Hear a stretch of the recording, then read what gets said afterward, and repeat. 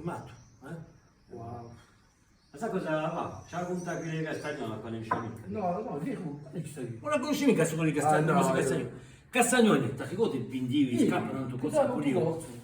e ognuno fa con un aiacino, non tamanto, 1,90 m, per che pare nei barchi da marineria Gigi, così, sa? E un altro dice, oh, monsieur Castagnola, dice, devi assoppare le scarpe lì, dice, sicura? A vostra scalzatura, dice, 37, 37?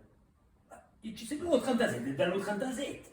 Porto 37, dici, posa, dici, ma ci vedi, dici, prestatemi allo scalzatoio qui, più lo scalzatoio, e un filo così, mette in punta, un pelo in buca, in scappo in buca, e sotto così, dici, oh monsieur vabbè, dici, perfetto, perfetto, perfetto, torna 2 anni dopo, e dici, oh monsieur Castagnone, c'è l'uomo, dici, dettimi a soppare gli stivali qui, mi piacciono. Castagnone, 37. Dici no, 30 lui, accidenti. E poi, ma presentami lo suo scalzatoio qui. E infine di noi, in punta una duisa, o arcante, in punta di buca, ciao, taglia la pin, attenti che taglia la cimola qui. Dici, ma come vedi 30 lui? E sono tutti così, sa? E poi la conciata nuova, così. Dici, tutto va bene, dici, perfetto, perfetto, oh, ma ti mi fai. 3 anni dopo cosa fa? Facci.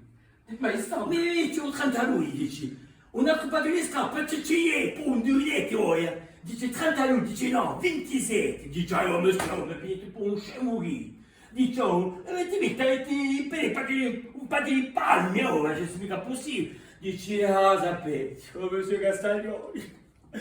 Ah, sapete, io ho una vita felice, un pizzo, un'impresa che viaggiava, ho i soldi a paritate, 2 milioni, luminosi. Dici, che c'è che gli scappi?